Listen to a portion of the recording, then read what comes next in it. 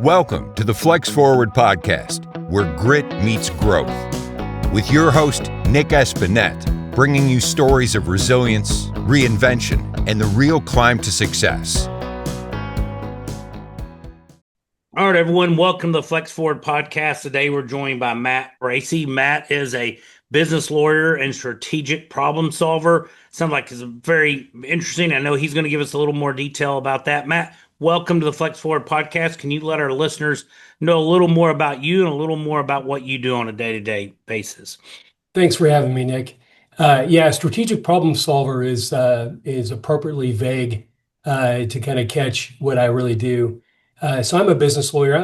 Technically I'm a corporate transactional lawyer. I do, new entity formation. I do contracts for people. I draft them. I review them if they come from somebody else. All the stuff that takes to really the nuts and bolts of a business to get it going in that sense. I also do a fair amount of M&A work, so buying and selling companies, that sort of thing. The strategic problem solver thing really kind of catches something that I like. It's like one of my favorite parts of being a lawyer, frankly, is where I am trusted enough by my clients that I'm really in the inner circle and I'm working with them on their business needs. It doesn't necessarily only pigeonhole me into law. And so sometimes it's sort of hey, we've got this big new thing going on. What do you think? And the what do you think part brings in sort of, yes, my legal experience, but also the fact that I've been practicing law for a long time. I don't remember how long, since 1992. So someone else can do the math. And I've just seen a lot of stuff. And so I'm able to bring all that sort of experience to the table and help clients get where they're trying to go. And it really does kind of cross some lines, and so that's the strategic problem solver part. But anyway, that's me. I'm at Sheaf and Stone, which is a medium-sized law firm in the North Texas area. We have 3 offices in North Texas, downtown Dallas, Frisco, where I sit, and then in Marshall, Texas, up on the Louisiana border. And we have 65 lawyers and we do all business law. So that's all we do is business law, but every aspect of business law, really. So we catch, full service business firm is what we call ourselves. And we catch all problems that any business owner might have: litigation, real estate, employment, my stuff, corporate stuff, trademarks, copyrights, patents, all that stuff. Well, that's great. And I think with the M&A stuff and startups, helping that strategic problem solving, you probably have crossed paths, or at least heard, seen, or experienced quite a bit of stuff that you can maybe, that help other potential clients and that. So, just a ton of so much there. So much so. Most of the time when I'm doing M&A work, I'm on the sell side, right? So sometimes we're on the buy side. More often than not, we're on the sell side, at least my practice. Okay. And, someone who's selling their business, they do that probably once in a lifetime, maybe twice if they're lucky, right? But it's a process, as you know. It's a very detailed process. And, when you see it for the first time, it can be a head scratcher. And so the good news is that I've seen it a lot of times. And so I'm able to bring that experience to bear with clients and kind of tell them early on, for instance, here's what you need to remember throughout this process, or here's what, as we get towards the end, remember this is going to be important. That kind of experience is really pretty valuable, I think. Yeah, that is true. Having 2 exits would be awesome, but so most people it is one. That's good stuff. So in the legal world, lots of competition within that professional space. What's something you feel sets you and your firm apart from others? Yeah, I love that question because it goes to the core of who we are. We're a medium-sized law firm, but we also happen to focus on the middle market. Middle market for businesses, it depends on who I'm talking to when I say middle market. More often than not, if I say, yeah, we focus on the middle market, and I'm talking to an accountant or a banker, they immediately ask me, well, what kind of revenue numbers are your clients at that makes them middle market? And my honest answer is, I don't know. My client's revenue is not really any of my business. So I kind of stay in my lane and I don't really ask those kinds of questions. When I think of middle market, I think of a profile. So my clients are typically founder owners. It's the really smart businessman, engineer, salesperson, whatever, who stumbled onto some idea and they said, "Hey, I can make this better. I can do this better." And they've built up something, usually from zero, maybe not, but usually from zero. And now it's a really going concern with, maybe 100 or 200 employees and all kinds of people. But that guy at the top or woman at the top is not necessarily a business person per se. They don't typically have an Sure. MBA, let's say, right? It's not like the second generation where, some private equity firm comes and buys them, and now the person who runs it has an MBA. Okay, cool. Gotcha. It's a Yep. different world. And I love helping those entrepreneurs with their business, and they need help. And so our firm is really zeroed in and focused on that middle market, those people I described, and helping them. My partners all came from, either really large firms that were working on massive deals or in-house, like I was in-house for 13 years, or some combination thereof. And we've made the decision to focus on these clients that we like. It's a I don't want to say a quality of life issue because that's a little silly, I think, but it's more like the reward for what we do, and we like to serve those people who really need it, and they're grossly underserved, right? So there are Sure. a lot of really great law firms in Texas who are full service business law firms who do everything I just described really, really well. Most of them are very large, and their clientele that they're looking for are the top. you know, I'll say like American Airlines, right? But there's Yeah, only a massive. couple American Airlines, right? There's a whole bunch of people in the middle who need help. The guys at the big firms who do what we do a great job. Excellent lawyers doing good work for their clients. They are zeroed in on that upper echelon and they are priced that way. And we are zeroed in on the middle market and we're priced that way. And so that's really the distinguisher, I think, for us. Well, that's nice seeing that there's that need and meeting it at a price point that makes sense for those. I wouldn't call them startups, but they're beyond a startup. They're ready for an exit, and Yeah. that you guys see the need, and you said it well because a lot of those are entrepreneurs. They know their widget or whatever their Right. thing they invented and niche they filled, but not not knowing how to exit, how to properly make sure you're I've done some research on M&A and just knowing how to structure the sell and when the payouts are going to be, when the transfers, and that's just a little bit of reading I've done, and that's probably like 0.1% of the knowledge to have it done. So Yeah. being able to have a firm that can come in and help those guys out is awesome. And Yeah. kudos to you Yeah. guys for figuring that out. Has there been something that you guys maybe find comes easy, or how about personally, that others find challenging? To be a lawyer, you're obviously school. You think you have to be above average intelligence to make it through law school, and so that's getting there. But what's something maybe that came easy to you Yeah. that others have found more challenging? In my practice, what I have found is that I'm able to connect with the business owners. And another term that comes to mind that I'm not going to use, but I'll tell you what it would have been, is think outside the box. I think that's overused and a little tired at Hmm. this point. But the idea, I'll give you an example. A great compliment I get from a lot of my clients is when I'm dealing with them, sometimes they say, it's hard to remember you're a lawyer sometimes. And I take that as a compliment. And the reason I do is because I don't just stay in the box of I'm going to give you legal advice and nothing else, right? Uh-huh. I do pull from other experience that I've had and so forth. And so that makes it easier for me to deal with business people, I think, and try to really relate to them. And something I try to do too is I always keep focused on really what my duty is. And, my fiduciary duty to my client is to put their interests above my own Hmm. and to serve them as a zealous advocate. Okay. All that stuff talks about to me is this idea of being laser focused on helping the person who's in front of me the best I can. And sometimes that means giving them advice they don't want to hear. Um, Sometimes that means uh, explaining everything to them clearly, even though they're going to make a decision contrary to my advice, which is perfectly fine. That's their right to do that. They've It's got the info. their business and not mine, right? So my job is to educate, inform, and if you understand what I'm saying and you know the Hmm. risk and you go, yeah, I hear you, we're going to do this other thing. Cool, let's go. We'll do it together, right? And so that kind of attitude, I suppose, is helpful. As I said, I was in-house for a while, so I kind of was on the business side for a while.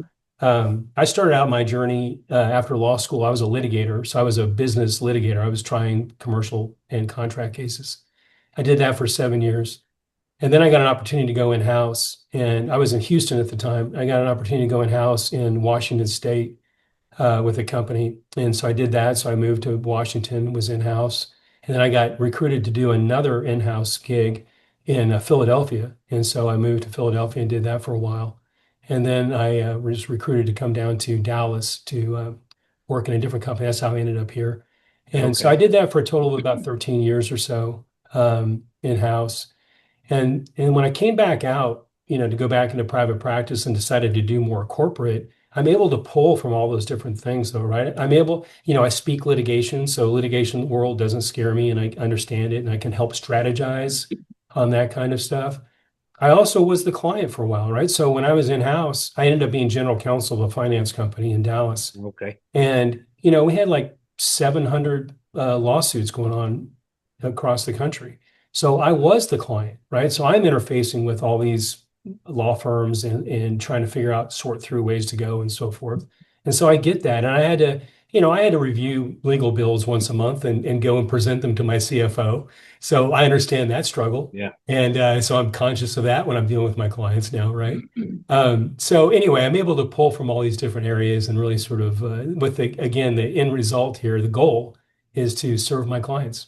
That's awesome that you've worn so many hats, and that experience, I think, really brings a lot of value to your clients, being able to see things from so many different angles. And so Mhm. that's awesome. So if someone, have you come across anything that you have found either through reading or podcast, anything that you like that helps you become better, or that you can recommend to our listeners, or have any Oh tips for gosh. them? I'm going to answer your question in a slightly roundabout way. Okay. I love to read, but I love to read like fiction, okay, or I love to read like history, right? So I have if I could turn the camera around and you could see the bookshelf above me, you'd see all these business books that people have gifted to me or blessed me with, and I don't read them as much as I should, I guess is the politic way to say that. Sure. But what I do is I'm a member of a peer advisory group. And this is like a lot of people know the term Vistage or the group Vistage. That's a peer advisory group. My group is called Renaissance Executive Forums. And so we meet once a month and it's I'm the only lawyer in the group. But which is also nice for me, right? So you sit there once a month and you're dealing with sort of your business, your personal business issues, right? And sorting through all this stuff. And I love hearing from non-lawyers about the way they approach the same kind of stuff I'm looking Oh, at. nice. How do you find clients? How do you retain clients? How do you do all this kind of stuff? How do you manage your practice, your business? Hearing that though from people who are not in my space. So it's not like the same thing, right? It's Sure. it's a guy who owns a real estate firm or a guy, a banker or whomever, right? That is so valuable to me. So I highly recommend peer advisory groups. I think they're a fantastic resource.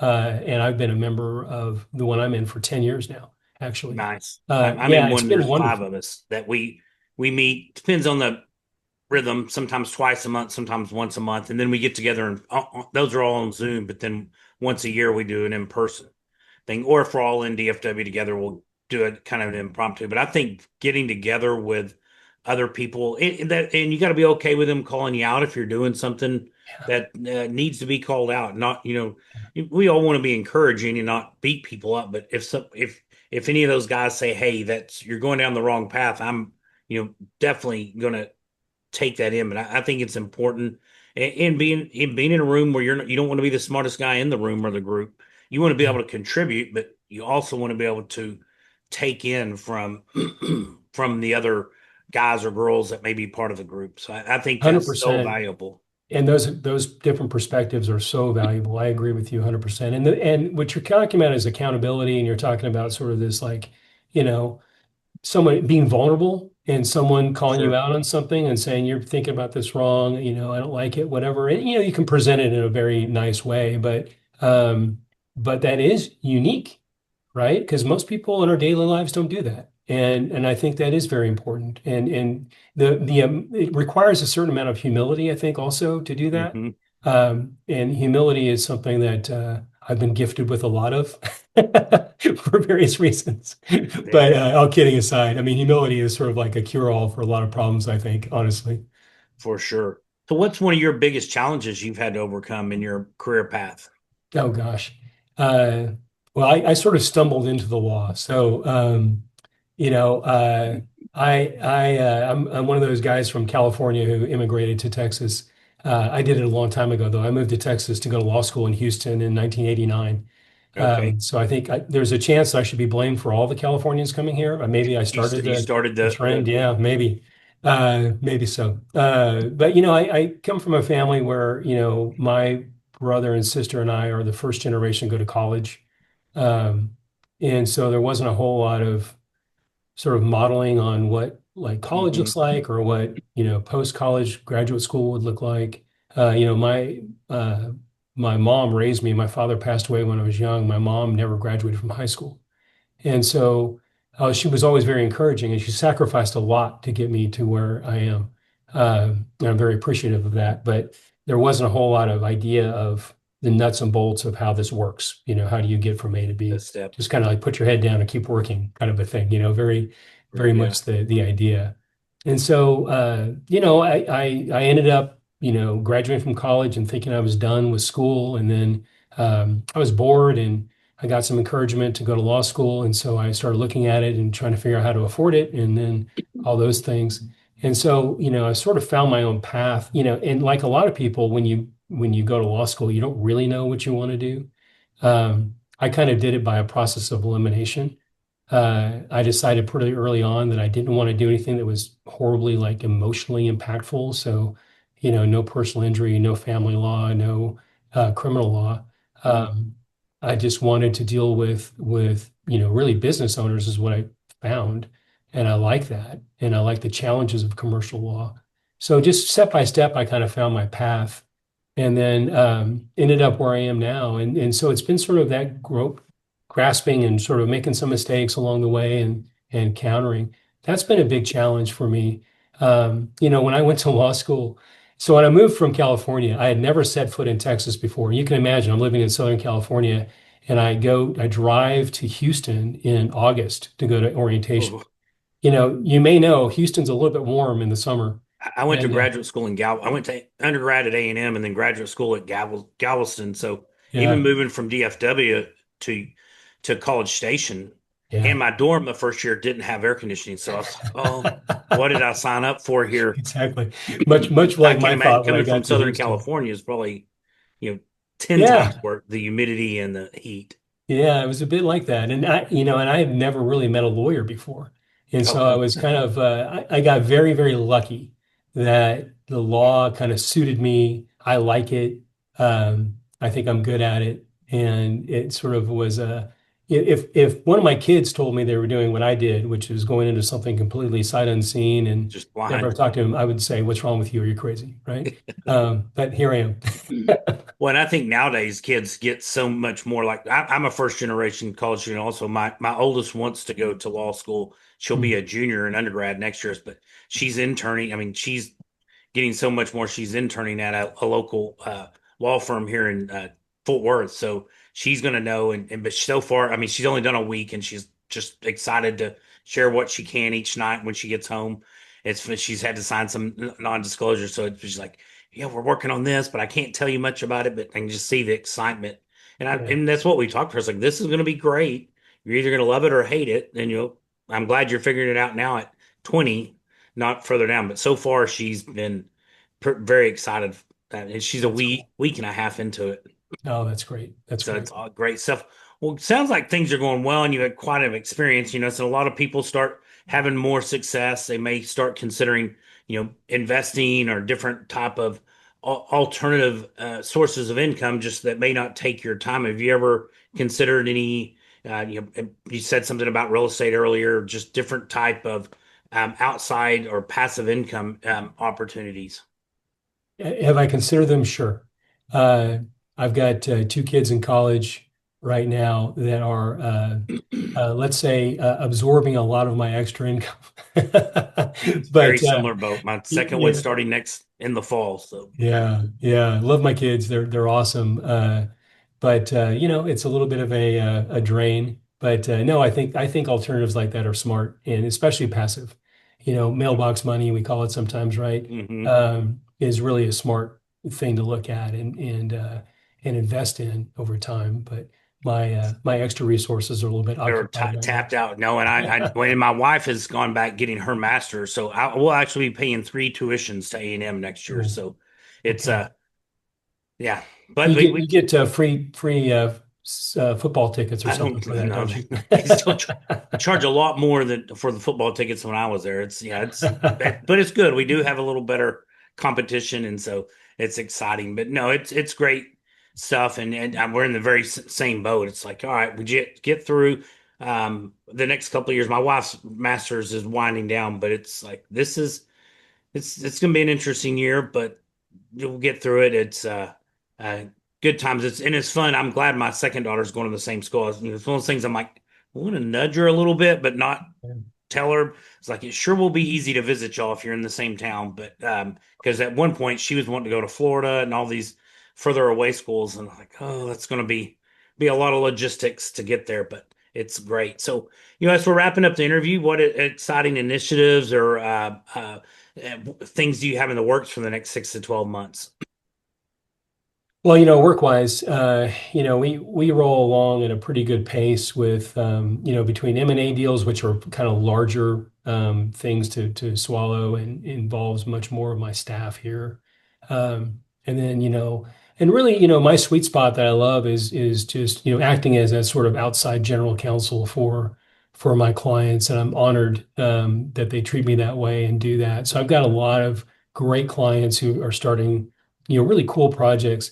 One of the things that my practice has evolved to is I represent a fair number of foreign companies that are expanding into the US Mm. or US companies expanding overseas. And I find that work to be so fun and challenging. And so I've got a few of those that are in the works, and it's just great fun, and really love it. And otherwise, I'm just, kind of pushing it. Usually there in my practice, there tends to be a lull, like in the dead center of summer, like right around the 4th of July. Okay, And then once that lull is over with, then it's a race to the finish of the year because yeah, everyone wants to get something done in the calendar year. gotcha. So I'm kind of like just, girding my loins and ready for the for The that. push after the fourth. Well, awesome. Yeah. Well, and I can see just in here with talking to you that you love doing what you're doing and the excitement. So that's awesome. I love to talk to someone and when I can tell they love their job and just interacting with people. So that's so Yeah, awesome. So I do. Matt, thank you so much for your time today and your tips and insights. If people would like to get in touch with you, what's the best way for them to reach out to you? Sure, thanks. And it's been a pleasure to be here, Nick. Thank you. So my firm is Sheaf and Stone. Our web address is based on our sort of firm motto, and so it's Solid Counsel. And in our more full form model is legal principles based on no, I'm sorry, solid legal principles. Yeah, we have one. I promise you, I have one. We say Solid Counsel so much I can't remember what the full one is. It's on our website. Short and So sweet's better sometimes. sure, it's www.solidcounsel, and counsel is spelled COUNSEL.com. And I'm on, LinkedIn and all that kind of stuff too. Glad to connect with anybody and answer any questions anybody might have, or give them any kind of insight that they need.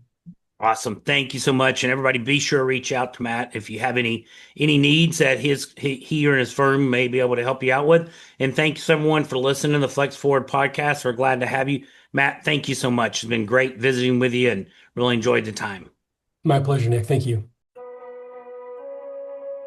Thanks for listening to the Flex Forward podcast. If you've got grit, growth, and a great story, visit flexforwardpodcast.com/guest to apply and join us on the show.